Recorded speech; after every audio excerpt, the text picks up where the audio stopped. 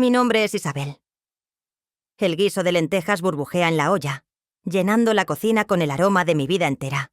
A pimentón, a laurel, a paciencia. Pero hoy la paciencia se me ha agotado. Está en el fondo de la olla, quemada y pegada, imposible de raspar. Mis manos, nudosas como las raíces de los olivos que mi Javier plantó, se mueven con la memoria de 60 años de trabajo. Pero mi mente está en otra parte. Está en el teléfono que descansa en silencio sobre el hule de la mesa. Sé que sonará. Es miércoles. Día de pago de mi pensión. Y mis hijos, mis queridos hijos, son más puntuales que un recaudador de impuestos. No esperan a que el dinero se asiente en mi cuenta. Huelen la sangre a kilómetros de distancia. La procesión va por dentro, como decían las viejas. Por fuera, soy una anciana preparando la cena. Por dentro soy un volcán a punto de entrar en erupción. Cada burbuja del guiso es una ofensa que me he tragado. Cada golpe del cuchillo contra la tabla de cortar es un grito ahogado. Estoy esperando la llamada, sí, pero ya no con la angustia de una madre preocupada. La espero con la frialdad de un general que aguarda la carga del enemigo, sabiendo que sus cañones están listos. Me he cansado de justificar su egoísmo. Me he cansado de llamar despiste a su desprecio.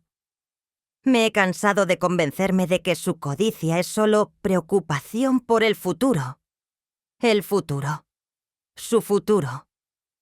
Un futuro construido sobre los cimientos de mi presente, demoliendo mi pasado. Mi amor por ellos, que un día fue un océano inmenso y cálido, ahora es una capa de hielo fina y quebradiza.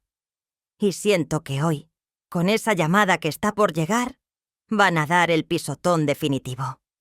Y no saben, no tienen ni la más remota idea de lo que les espera en las profundidades heladas cuando el hielo se rompa.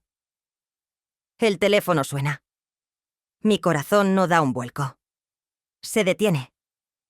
El silencio en la cocina se vuelve denso, pesado.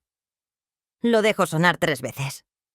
Que esperen, que sientan, aunque sea por un instante, la impaciencia que yo siento desde hace años. Al 4.º tono, descuelgo. Diga. Mamá, ¿estabas ocupada? No cogías el teléfono. Es la voz de Mateo, mi primogénito, impregnada de esa falsa jovialidad que utiliza como lubricante para pedir favores. De fondo, oigo la voz afilada de su mujer, Valeria, dándole instrucciones. No, hijo, estaba en la cocina. ¿Pasa algo? Como si no lo supiera. Bueno, sí, mamá. Verás, te llamo por una cosilla. Ha surgido un imprevisto. Una oportunidad de inversión que no podemos dejar pasar, Valeria y yo. Una de esas que solo se presentan una vez en la vida. Oportunidad. La palabra que usan para disfrazar un capricho. La última oportunidad fue un reloj de marca para Valeria que costó la mitad de mi pensión anual. Ya sabes cómo está el mercado, mamá. El que no se arriesga, no gana. Y es por nuestro futuro, por los niños. Siempre los niños. Mis nietos, Carlitos y Sofía. El escudo humano que utilizan para justificar su avaricia. Oigo a Valeria arrebatarle el teléfono. Isabel, déjate de rodeos. A Mateo le da cosa pedírtelo, pero yo soy más directa. Necesitamos 10.000 euros. Y los necesitamos para mañana. Su voz es como el chirrido de una tiza en una pizarra. No pide. Exige. Y en la pausa que sigue, oigo cómo le dice a Mateo. ¿Ves cómo no era tan difícil? Con ella hay que ser clara. Si no, no se entera. Trago saliva. El sabor del guiso se me vuelve amargo en la boca. 10.000 euros, Valeria. Es mucho dinero. Son casi todos mis ahorros. Ay, por favor, Isabel. ¿Ahorros para qué? Suelta una risita condescendiente. ¿Para qué los quieres? ¿Para comprar más mantas de ganchillo? ¿Para arreglar este caserón que se cae a trozos? Seamos prácticos. Ese dinero está muerto de risa en el banco. Con nosotros estará trabajando, generando más dinero. Es por el bien de todos. Escucho cómo pasea por mi casa, porque por supuesto no han llamado. Han venido. La sorpresa se ha convertido en una invasión. Y hablando de este caserón, continúa Valeria, su voz ahora más cerca. Ya va siendo hora de que hablemos seriamente del tema de la finca, Isabel. Este sitio es un pozo sin fondo. Huele a humedad y a vaca. Nos da vergüenza decir dónde vives. La semana pasada vinieron unos amigos de mi jefe y tuve que inventarme que estabas de viaje para no tener que traerlos. Cada palabra es un martillazo. Lucía, mi hija, que hasta ahora había permanecido en silencio, interviene con su tono de falsa víctima. Mamá, Val tiene razón. Ricardo y yo estamos ahogados con la hipoteca. Con lo que sacaríamos por esta pocilga, podríamos respirar. Podríamos darle a nuestros hijos la vida que se merecen, no esta mediocridad. ¿Pocilga? La casa donde nacieron, donde aprendieron a caminar, donde les curé las heridas y les leí cuentos. Mi santuario. Una pocilga. Mateo, viendo mi cara de estupor, intenta suavizarlo. Mamá, no lo dicen así. Lo que queremos decir es que ya no estás para estos trotes. Vende. Te vienes a la ciudad, te compramos un pisito y todos contentos. Y entonces Valeria remata, acercándose a la olla y levantando la tapa con 2 dedos, como si contuviera veneno. ¿Lentejas otra vez, Isabel? Deberías cuidarte más. Tanta legumbre no es buena para tu edad, ni para tu imagen. A ver si un día de estos te vamos a tener que llevar a una residencia y no vamos a tener dinero por tu culpa. La amenaza velada, la humillación definitiva, el guiso, mi casa, mi vida entera, reducidos a un estorbo maloliente. Me quedo en silencio, mirándolos. Mi mente es un torbellino, pero mi rostro es una máscara de granito. Y en ese silencio, ellos ven lo que quieren ver. Una anciana derrotada. Una fruta madura a punto de caer del árbol. Así que asiento. Lentamente. Tenéis razón. Susurro. Y mi voz suena hueca. Lejana. El dinero os lo daré mañana. La tensión en la habitación se disipa al instante. Se miran entre ellos, victoriosos. Valeria incluso me da una palmadita en el hombro. Así me gusta, Isabel, que seas práctica. Verás qué bien nos va a ir a todos. Al día siguiente, cumplo mi palabra. Me pongo mi abrigo viejo, el de los domingos, y camino hasta el banco del pueblo. Cada paso sobre las baldosas gastadas de la calle Mayor es un recordatorio de mi derrota. El director del banco, un hombre joven que me conoce de toda la vida, me saluda con respeto.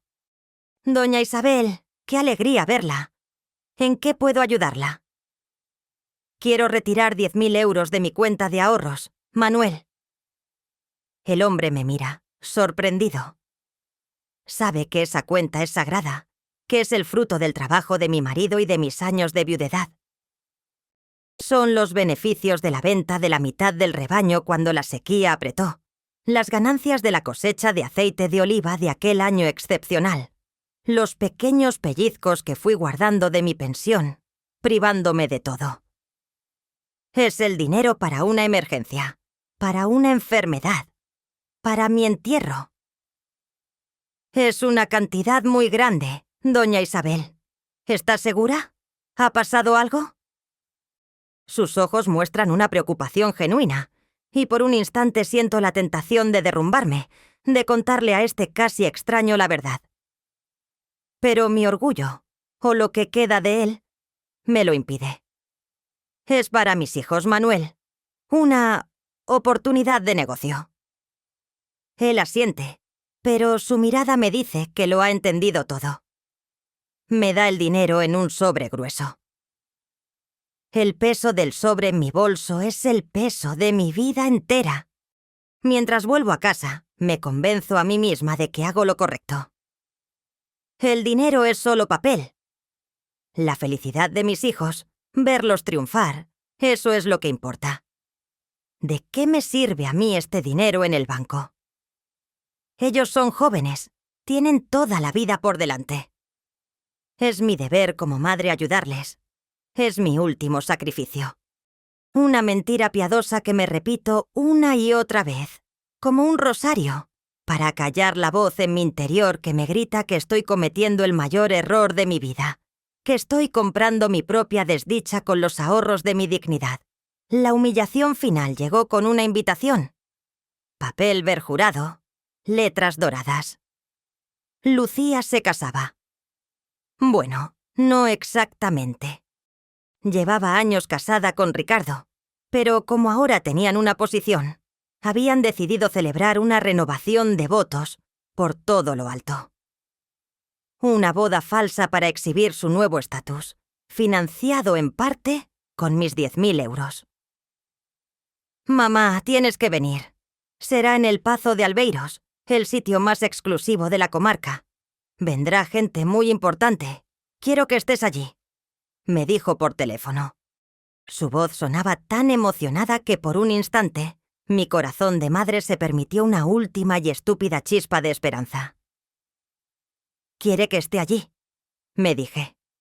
Quiere compartir su felicidad conmigo. Así que me puse manos a la obra.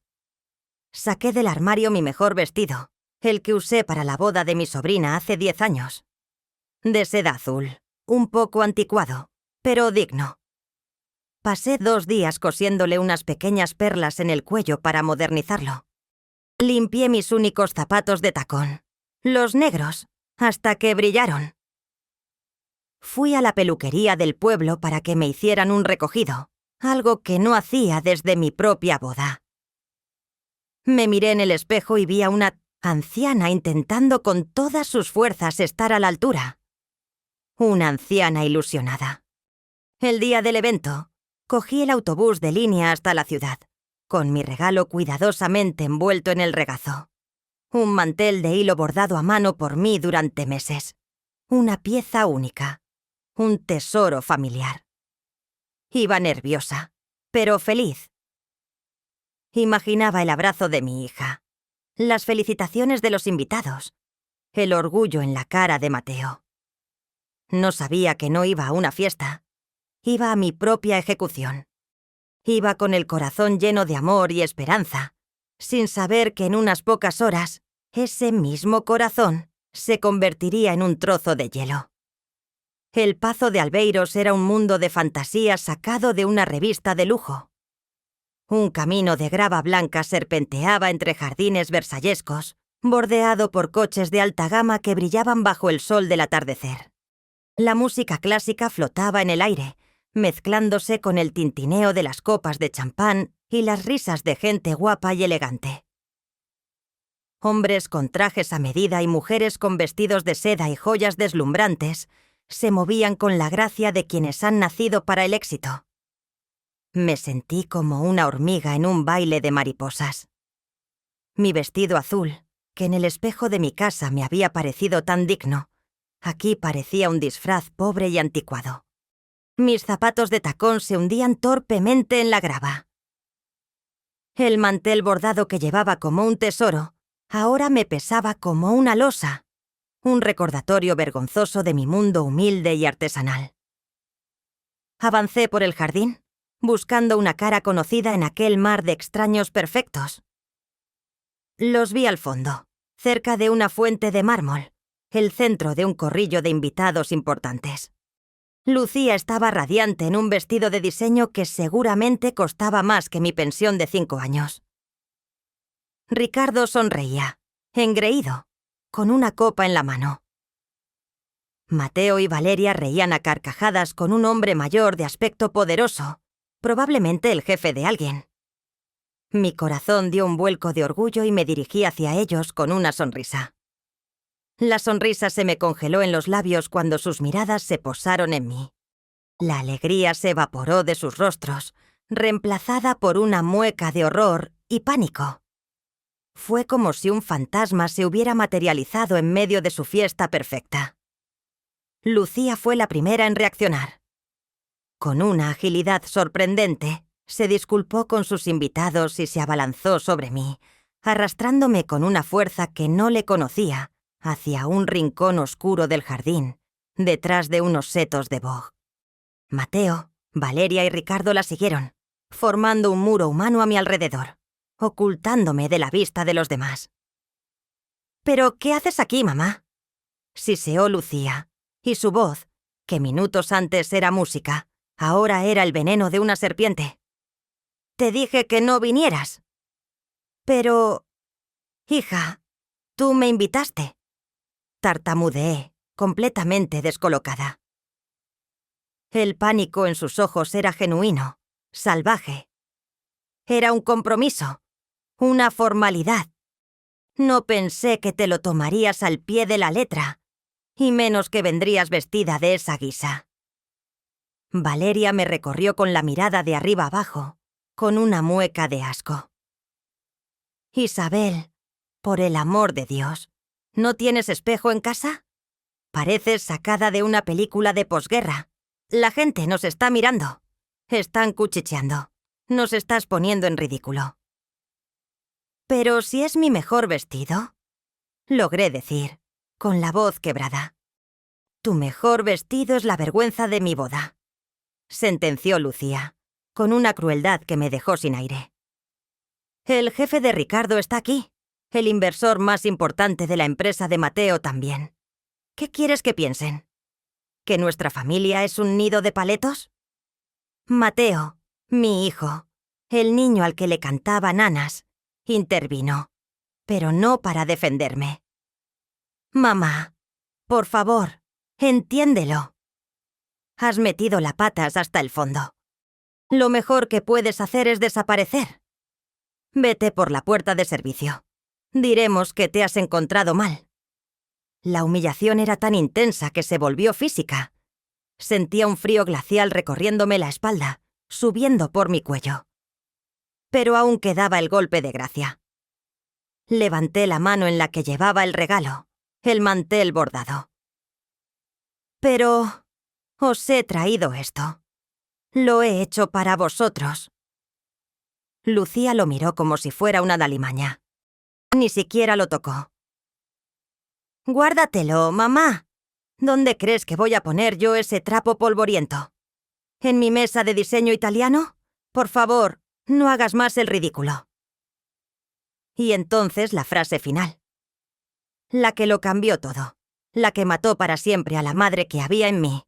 Fue Mateo quien la pronunció, con una voz fría y distante, como si le hablara a una extraña molesta. «Mamá, escúchame bien. Esta es la última vez que nos haces algo así. Si quieres que sigamos formando parte de tu vida, tienes que entender cuál es tu lugar. Y tu lugar no está aquí. Tu lugar está en el pueblo, en tu finca, con tus vacas y tu olor a estiércol. No nos vuelvas a avergonzar nunca más. ¿Entendido?». Me quedé mirándolos. A los 4. A sus rostros tensos y crueles, iluminados por los destellos lejanos de la fiesta a la que no pertenecía. Esperaban una reacción. Esperaban lágrimas, súplicas, una disculpa balbuceada. No les di nada de eso. En ese preciso instante, algo dentro de mí hizo clic. Un interruptor se accionó, y la luz cálida y temblorosa de mi amor de madre se apagó para siempre, sumiendo mi corazón en una oscuridad fría y absoluta. El dolor se desvaneció, reemplazado por una claridad cristalina, una calma sobrenatural. Los vi como eran en realidad por primera vez, pequeños, mezquinos, asustados. Parásitos aterrados de que alguien descubriera que se alimentaban de una anfitriona a la que despreciaban. No dije ni una sola palabra. Les sostuve la mirada, uno por uno. A Lucía, y en mis ojos vio el reflejo de su propia crueldad. A Valeria, y vio el cálculo frío de una mente superior. A Ricardo, y vio el abismo de su propia insignificancia. Y finalmente, a Mateo. Le miré a los ojos de mi hijo, y lo que vio allí le heló la sangre. Vio a una extraña, una reina de hielo sentada en un trono que él ni siquiera sabía que existía. Lentamente, sin apartar la mirada de la suya, me di la vuelta. No me escabullí. No huí. Caminé. Atravesé el seto de boj y volví a entrar en la luz de la fiesta. Caminé con la espalda recta, la cabeza alta, atravesando los corrillos de gente elegante que se callaban a mi paso. No por mi vestido anticuado, sino por el aura de poder gélido que emanaba de mí. Cada paso sobre la hierba perfectamente cortada era un juramento. Cada mirada que ignoraba era una sentencia que estaba firmando en mi mente. No me fui por la puerta de servicio. Salí por la entrada principal, bajo el arco de piedra iluminado. El aparcacoches, un joven con uniforme, corrió hacia mí. «Señora, ¿necesita su coche?» Le sonreí, una sonrisa que no llegó a mis ojos. «No, gracias, jovencito. Pídame un taxi, el mejor que encuentre». Dejé atrás el Pazo de Albeiros, su música y sus risas, sin mirar atrás. Dejé atrás a mis hijos, petrificados en su rincón de sombras. Los dejé con la vaga e incómoda sensación de que no habían ganado. De que acababan de cometer el error más grande de sus vidas. En el silencio del taxi de lujo que me llevaba de vuelta a ninguna parte, no saqué un pañuelo.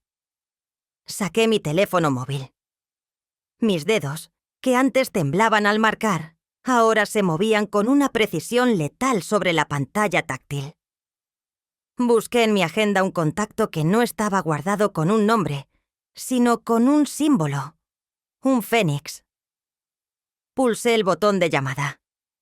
Contestaron al primer tono. «Buenas noches».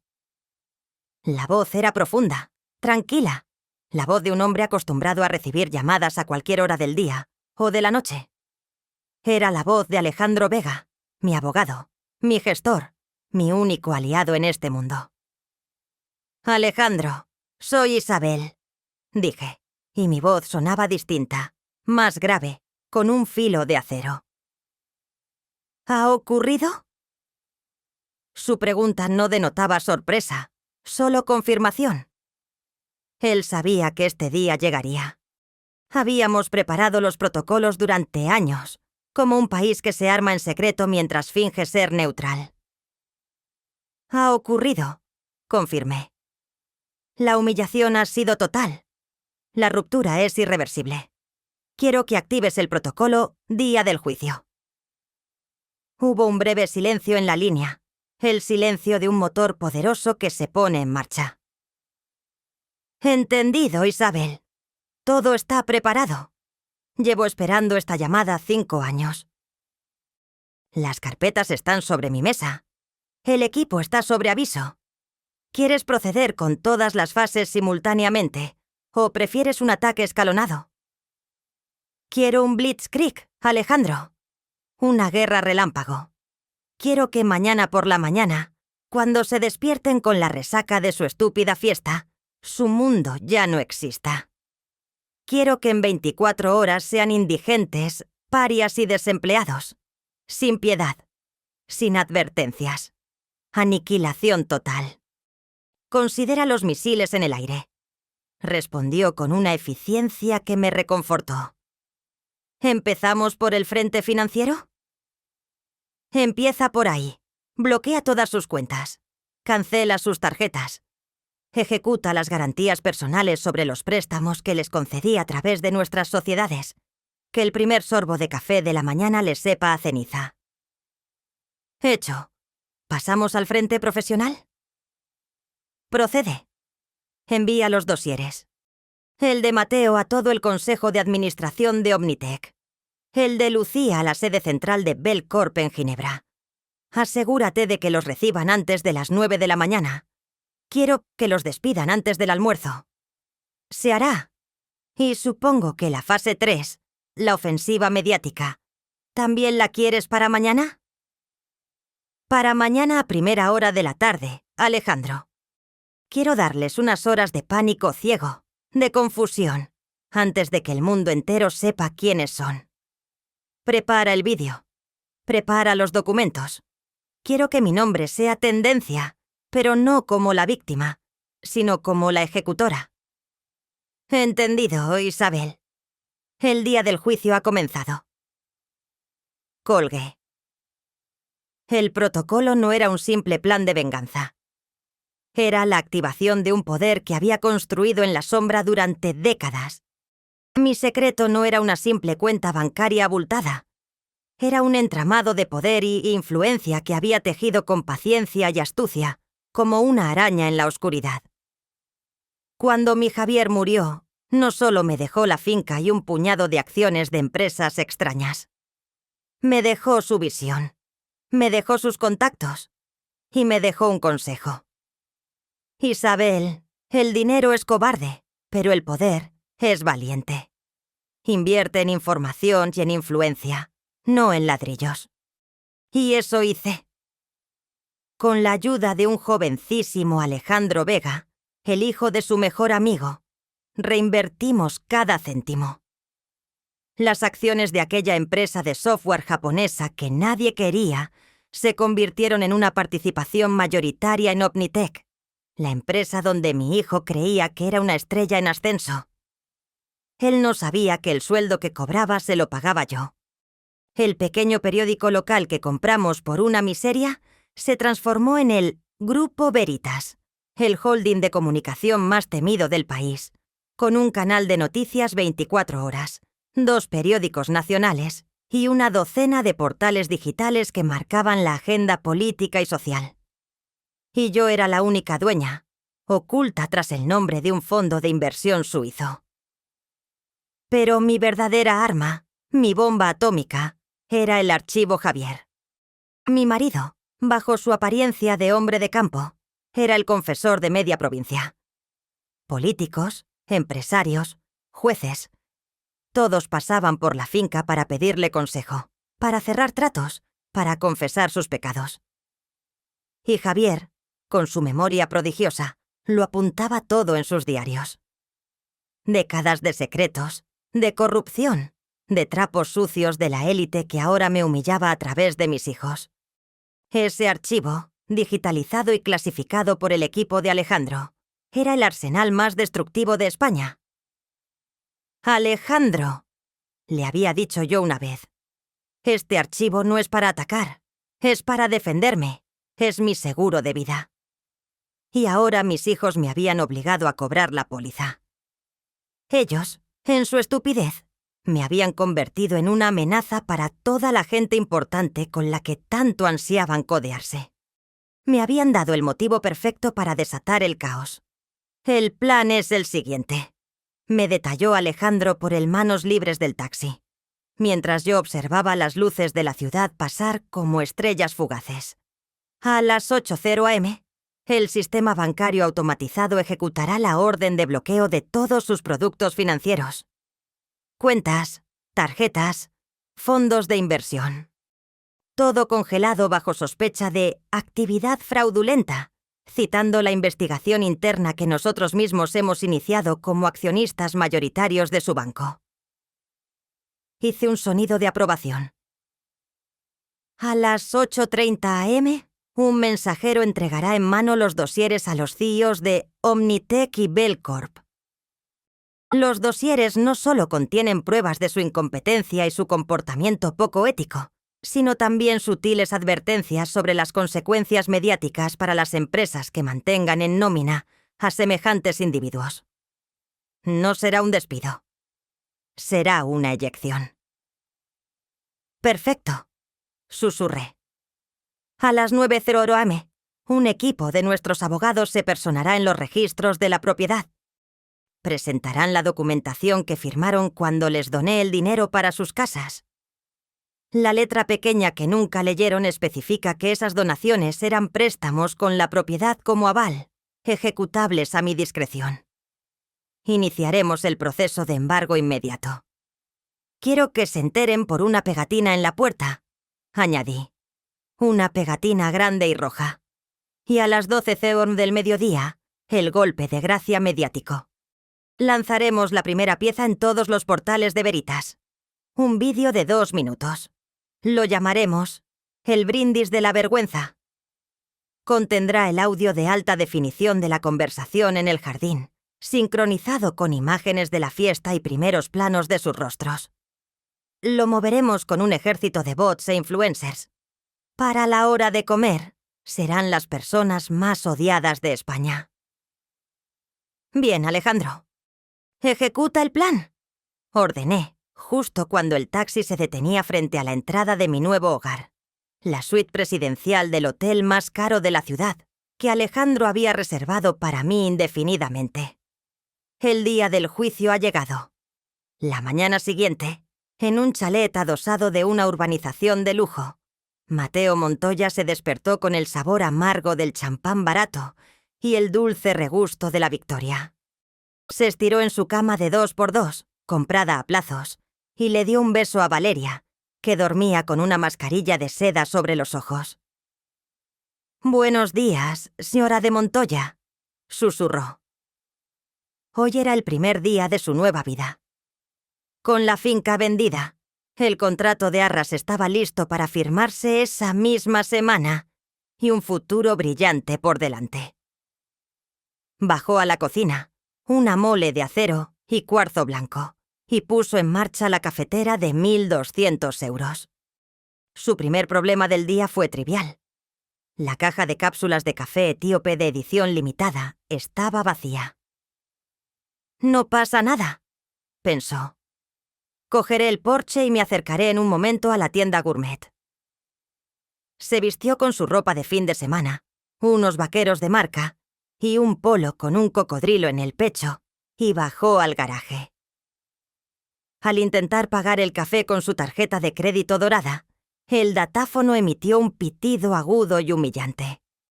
Transacción denegada. El dependiente, un joven con piercings, le miró con aburrimiento. «No tiene fondos, caballero». Mateo frunció el ceño. «Imposible. Pruebe otra vez». El resultado fue el mismo. Sacó su tarjeta de débito platino.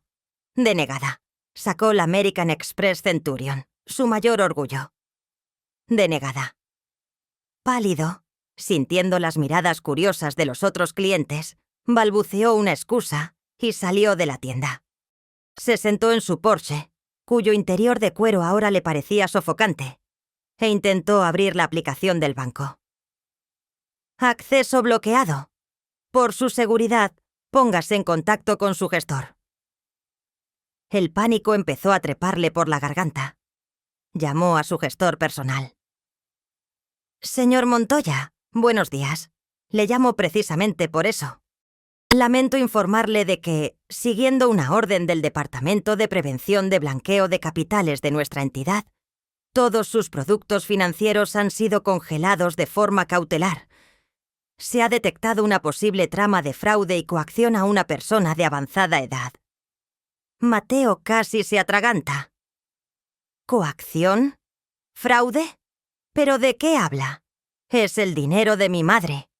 Nos lo ha dado voluntariamente. Eso es lo que nuestros servicios jurídicos están investigando, señor Montoya.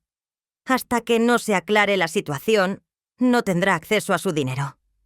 Lo siento. Colgó. El mundo empezó a darle vueltas. En ese mismo instante, a 20 kilómetros de allí, Lucía y Ricardo desayunaban en la terraza de su ático con vistas.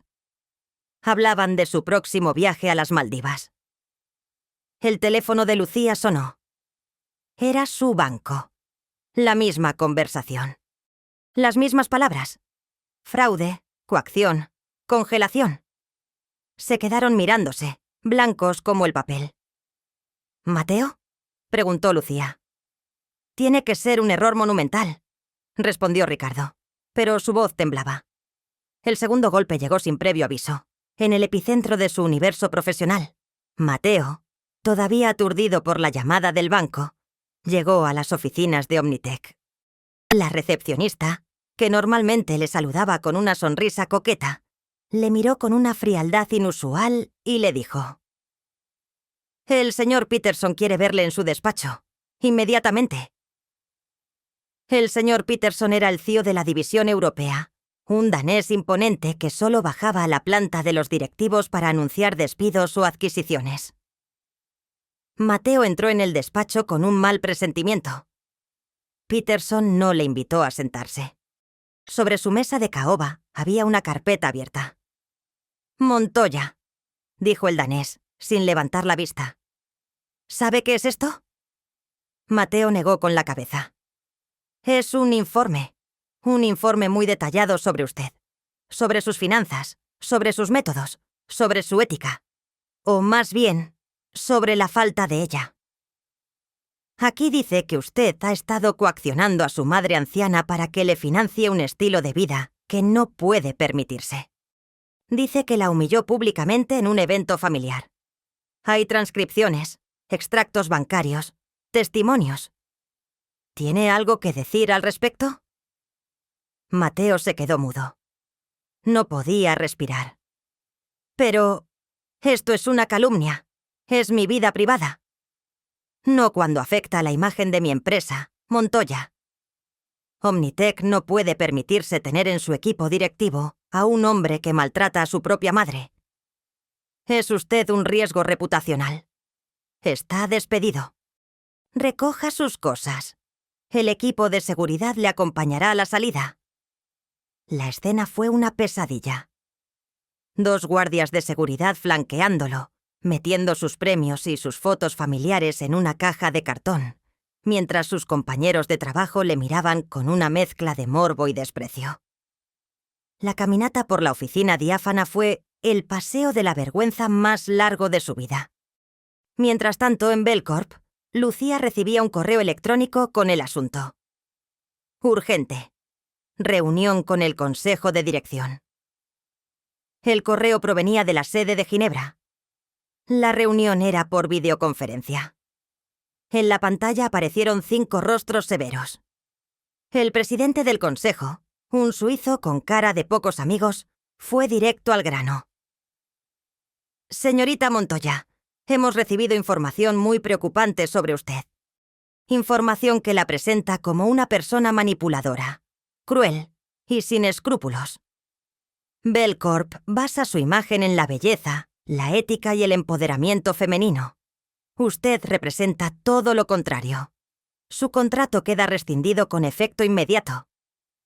Nuestros abogados se pondrán en contacto con usted para discutir la cláusula de penalización por daños a la marca». La pantalla se quedó en negro. Lucía se quedó mirando su reflejo en el monitor apagado, incapaz de procesar lo que acababa de suceder. El pánico se convirtió en histeria. Empezaron a llamarme. Primero los 2 a la vez, gritándose el uno al otro por encima de la línea. Luego por separado. El teléfono de mi suite presidencial no paraba de vibrar sobre la mesita de mármol. Lo miraba con una sonrisa serena mientras me tomaba un té de jazmín. No contesté. Dejé que sus mensajes de voz se acumularan, una sinfonía de desesperación creciente. «Mamá, coge el teléfono. Ha pasado algo terrible», gritaba la voz de Mateo en el primer mensaje. «Mamá, por favor, llámame. El banco ha bloqueado todo. Me han despedido. No entiendo nada», decía el segundo, su voz al borde del llanto. «Isabel, soy Valeria. Más te vale que no tengas nada que ver con esto, o te juro que...». El tercer mensaje era de mi nuera, pero se cortaba. «Mamá, por favor. ¿Estás bien? ¿Te ha pasado algo? Estamos muy preocupados». El cuarto mensaje, de Lucía, intentaba adoptar un tono de falsa preocupación, pero el temblor de su voz la delataba. Aún no conectaban los puntos. Aún no podían concebir que la viejecita dócil y sumisa a la que habían humillado pudiera ser la arquitecta de su destrucción. Pensaban que eran víctimas de una conspiración cósmica, de una cadena de mala suerte sin precedentes. Su arrogancia era tan grande que les impedía ver la verdad.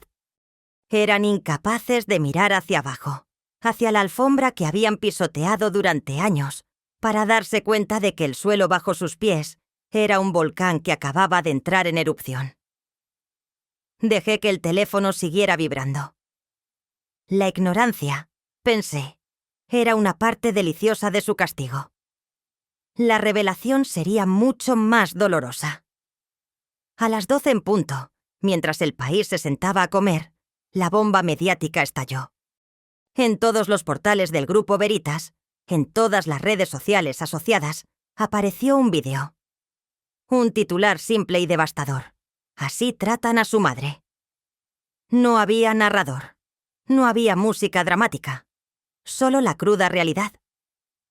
El vídeo comenzaba con una imagen mía, sonriendo, mientras bordaba el mantel. Luego, un corte brusco al jardín del Pazo. La cámara, oculta en el broche de un falso invitado contratado por Alejandro, lo había captado todo. El audio, grabado por un micrófono direccional de alta ganancia, era nítido y cruel. Se escuchaba la voz de Lucía. «Nos estás poniendo en ridículo». La de Valeria. «¿No tienes espejo en casa?» Y la de Mateo, la frase que sería su epitafio social. «Tu lugar está en el pueblo, con tus vacas y tu olor a estiércol». El vídeo terminaba con un primer plano de mi rostro, impasible, dándome la vuelta y marchándome con una dignidad regia.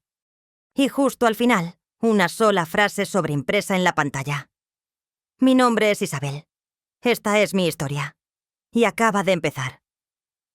Yo soy Isabel». El hashtag no fue una elección al azar. Fue una estrategia.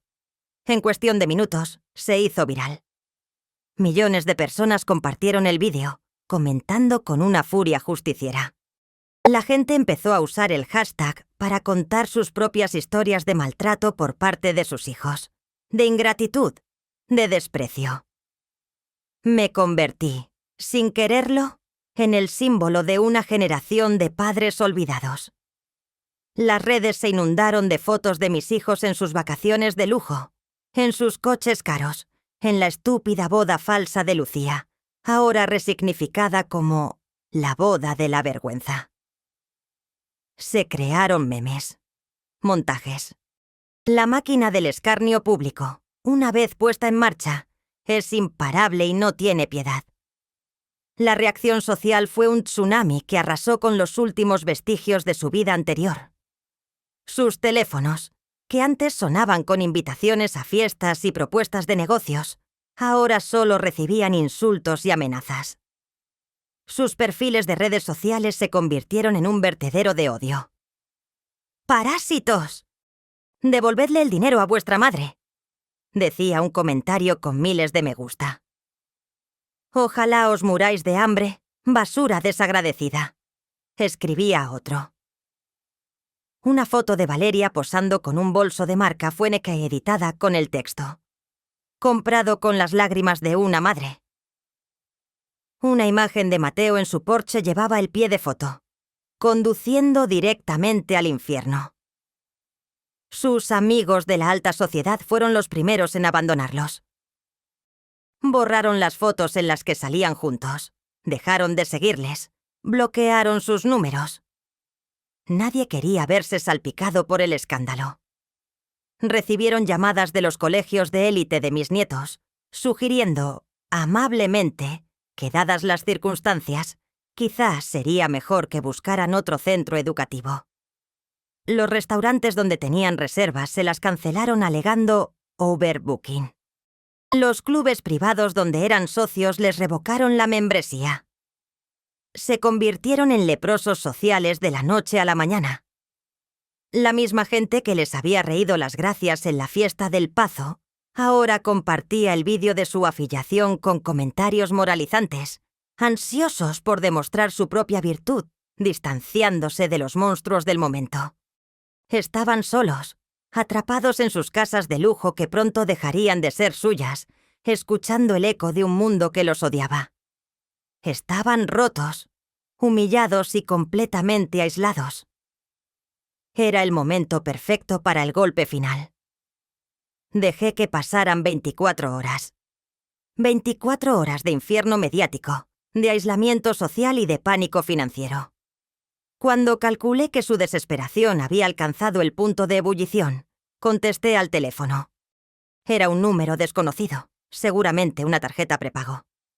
La voz al otro lado era la de Mateo, pero sonaba irreconocible, rota. ¿Mamá? Soy Isabel, respondí con una voz fría y neutra. Hubo un sollozo ahogado. Mamá, por favor, tienes que parar esto. No sabemos qué hemos hecho, pero, por favor, nos estás destruyendo. Yo no estoy haciendo nada, Mateo. Solo estoy contando la verdad. Parece que a la gente no le ha gustado mucho. Pero es un malentendido. Te queremos, mamá. Siempre te hemos querido. Déjanos explicarte. Por favor, suplicó, y oí a Lucía llorar de fondo. Fingí considerar su petición. Hice una larga pausa. Está bien, dije finalmente. Os escucharé, pero no por teléfono. En persona. Y con mi abogado presente. Donde sea, mamá. Cuando sea. Gracias, gracias, exclamó aferrándose a ese clavo ardiendo. Mañana a las 5 de la tarde. En esta dirección. Y le di la dirección de los estudios centrales del Grupo Veritas. Es un edificio de oficinas. La suite de mi abogado está en la planta 25. Sed puntuales. Y venid solos. Es nuestra última oportunidad de arreglar esto en privado. Colgué. La trampa estaba puesta. La palabra privado era el cebo más dulce que podía ofrecerles. Creerían que iban a una negociación secreta, a una reunión familiar para lavar los trapos sucios. No imaginaban que iban a ser los protagonistas del programa de televisión más visto de la historia de este país. El juicio final no sería en un juzgado. Sería en directo. Llegaron puntuales, con el aspecto de supervivientes de un naufragio. Sus ropas caras colgaban de sus cuerpos encogidos. Sus rostros estaban pálidos, con ojeras profundas. Un asistente del estudio, haciéndose pasar por un empleado del bufete, los recibió en el vestíbulo. Doña Isabel y el señor Vega les esperan. Acompáñenme, por favor.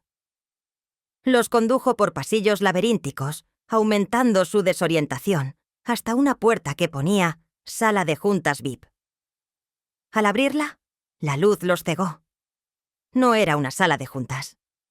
Era el plató del programa de máxima audiencia de la cadena, La Hora de la Verdad. 200 personas de público los recibieron con un silencio sepulcral y acusador.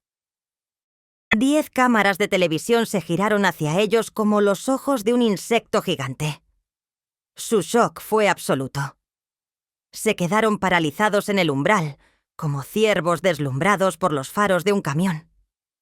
Intentaron darse la vuelta, pero la puerta se había cerrado detrás de ellos. Estaban atrapados. El presentador del programa, el periodista más incisivo del país, se levantó de su sillón. Señoras y señores, démosle la bienvenida a Mateo y Lucía Montoya. El público estalló, no en aplausos, sino en un abucheo ensordecedor. Los obligaron a sentarse en 2 butacas en el centro del plató, bajo unos focos que les hacían sudar y parecer aún más culpables.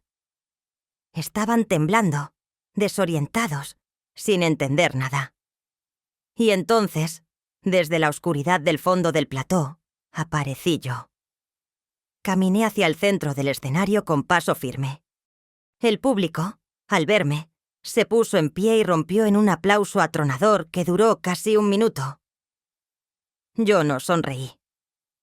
Simplemente asentí, con la gravedad de una reina aceptando el homenaje de sus súbditos. Me senté frente a mis hijos, separada de ellos por una mesa de cristal. Me miraron con una mezcla de terror y súplica.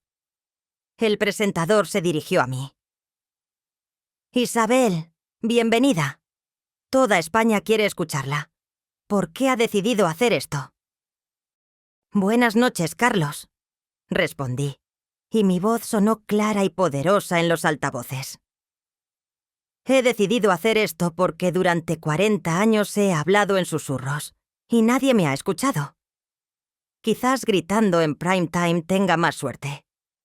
He venido a reclamar mi voz y mi dignidad. Y entonces empecé a hablar. Conté mi historia. Desde el principio. Sin adornos, sin victimismo. Con la frialdad de un informe forense. Mientras hablaba, en la pantalla gigante detrás de mí aparecían las pruebas. Las transferencias bancarias. Las fotos de sus lujos pagados con mi pensión. Los planos de sus casas compradas con mi coacción. El presentador me interrumpió. «Mateo, Lucía, vuestra madre os acusa de haberla explotado económicamente durante años. ¿Qué tenéis que decir?» Mateo, con la voz rota, intentó defenderse. «No es verdad. Ella nos ayudaba porque quería, porque es nuestra madre». «Ah, ¿sí?», repliqué mirando a la cámara. Veamos lo que piensa mi hijo del amor maternal. Y entonces di una señal.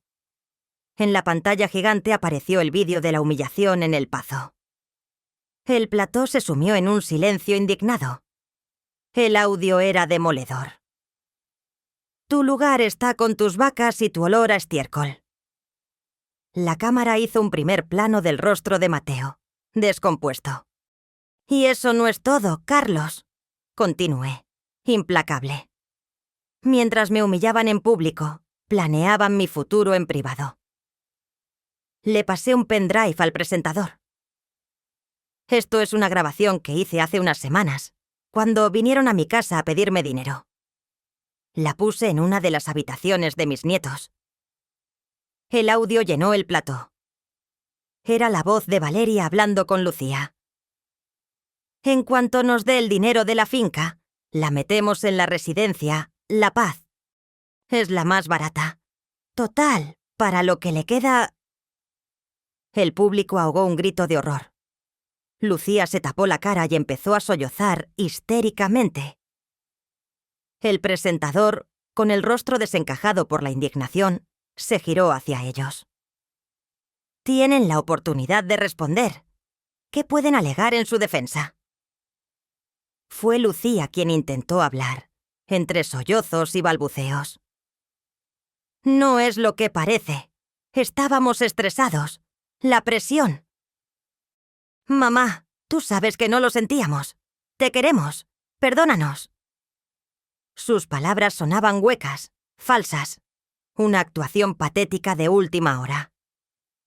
«Tú nos has hecho esto», gritó de repente Mateo, señalándome con el dedo, en un último y desesperado ataque. «Has sido cruel. Nos has destruido por un enfado. Ninguna madre haría esto». El público lo abucheó con más fuerza. Aproveché su error. Me levanté y me acerqué a él, mirándole desde arriba. «Tienes razón, Mateo. Ninguna madre haría esto», dije, y mi voz fue un látigo. «Pero tú y tu hermana matasteis a vuestra madre en el jardín de ese Pazo. La mujer que está aquí sentada no es vuestra madre. Es Isabel Montoya, la dueña de Omnitec, la empresa que te despidió. La propietaria del grupo Veritas, el imperio mediático que ha mostrado al mundo la clase de monstruos que sois. Y la futura dueña de la finca de 200.000 millones de euros que despreciasteis». La revelación final cayó como una bomba atómica en el plató. Mis hijos se quedaron con la boca abierta, sus cerebros incapaces de procesar la enormidad de la verdad. Su ruina no era un accidente. Era el diseño meticuloso de una mente superior a la que nunca habían respetado. Su destrucción era total, pública y definitiva. La vida después del show se convirtió para ellos en un descenso a los 9 círculos del infierno dantesco, pero con facturas que pagar. Lo perdieron todo. Las casas de lujo fueron embargadas, los coches requisados. Tuvieron que vender hasta los muebles de diseño para pagar a los abogados en el juicio por fraude que, por supuesto, perdieron. Se vieron obligados a mudarse a un piso minúsculo en el barrio más deprimido de la ciudad, un lugar con paredes de papel y olor a fritanga en el descansillo. Mateo, el ejecutivo de éxito, encontró trabajo como mozo de almacén en un polígono industrial. Turnos de 12 horas, levantando cajas pesadas, rodeado de hombres rudos que se burlaban de sus manos blandas y su pasado de niño rico. Un día, mi chofer tuvo que parar en un semáforo junto a su lugar de trabajo. Le vi a través del cristal tintado, empapado en sudor, con la mirada perdida en el asfalto. No sentí pena. Sentí la fría y serena satisfacción de la justicia cumplida. Lucía, la experta en marketing y belleza, acabó fregando suelos en un hospital nocturno. Sus uñas, antes perfectas, se rompieron. Su pelo, antes sedoso, olía a desinfectante. Su castigo poético era limpiar la suciedad de los demás, una metáfora perfecta de su propia vida. Valeria se divorció de Mateo al mes siguiente, no sin antes intentar sacar una pensión compensatoria, que la jueza, una mujer que había visto el programa, le denegó con una sonrisa irónica. Ricardo se dio a la bebida y desapareció del mapa. Su muerte no fue solo financiera, fue social. Se convirtieron en los apestados de España. La gente los reconocía por la calle. Les hacían fotos con el móvil. Les insultaban. Les escupían. Los memes con sus caras se convirtieron en parte de la cultura popular. Hacerse un Montoya se convirtió en sinónimo de ser un hijo ingrato. No podían entrar en una cafetería sin que se hiciera el silencio. No podían buscar trabajo sin que el entrevistador les buscara en Google y les echara de la oficina con una excusa. Estaban marcados para siempre, prisioneros en una cárcel sin barrotes, la cárcel de la vergüenza pública. Mientras tanto, mi vida se convirtió en un triunfo constante. La Fundación Isabel se convirtió en una de las organizaciones benéficas más poderosas del mundo. Demandamos a hijos maltratadores, financiamos residencias de lujo para ancianos sin recursos y creamos un lobby para endurecer las leyes de protección a la tercera edad. Mi libro, No me llames mamá, estuvo en la lista de los más vendidos durante 2 años seguidos. Lancé mi propio canal de YouTube, donde daba consejos de inversión y lecciones de dignidad personal. Me convertí en una mezcla improbable de Warren Buffett y la Virgen de los Desamparados. La historia termina esta noche. Estoy en Estocolmo, en una sala dorada, frente a los reyes de Suecia y la élite intelectual del planeta. Acabo de recibir un premio internacional por mi labor humanitaria. Mi discurso de aceptación está siendo retransmitido a miles de millones de personas. Estoy en la cima del mundo. Me preguntan a menudo si me arrepiento de haber destruido a mis hijos. Digo, mirando directamente a la cámara principal. Y mi respuesta es siempre la misma. No me arrepiento de nada. Porque lo que destruí no eran mis hijos. Eran los monstruos de egoísmo y codicia en los que se habían convertido. A veces, para que un jardín vuelva a florecer, hay que arrancar las malas hierbas de raíz, quemarlas y esparcir sus cenizas al viento. Mi mensaje para todos ustedes es simple. El amor no es una excusa para el maltrato. La sangre no te da derecho a la sumisión. Y la dignidad no tiene precio y no es negociable. Nunca, bajo ninguna circunstancia, permitan que nadie les quite el derecho a ser los reyes y reinas de vuestra propia vida. Gracias. El aplauso es ensordecedor. No hay rastro de perdón en mi corazón. Solo la paz helada y gloriosa de la victoria absoluta.